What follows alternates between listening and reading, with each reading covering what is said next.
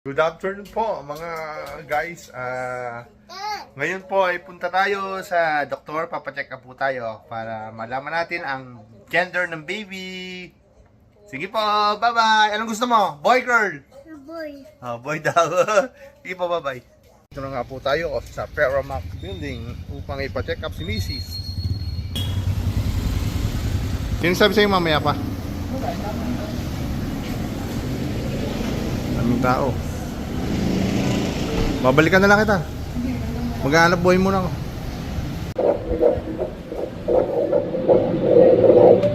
R3 po natin ay 155. Tapos ito po siya.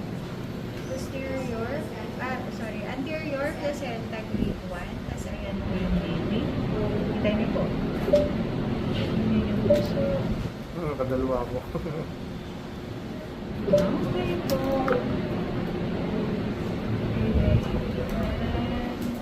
Yun yung braso. Tapos ayan yung bata. Parang malaki mo. Sa sukat naman po katangkaman. Hindi pa naman siya sobrang laki. Unas po kayo. Thank you.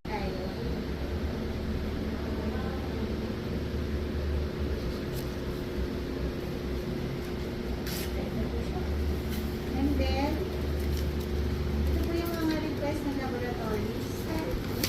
Kailan po sa dapat doon?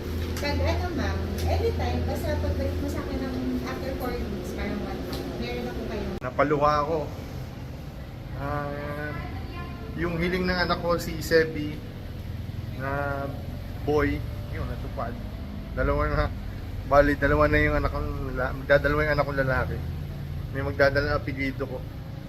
Nakakatuwa naman. Salamat sa Diyos. Yan po ang lawit. Yan, lawit. Baby boy. Oh, laki ng lawit, oh. Baby pa yan, malaki na lawit, oh.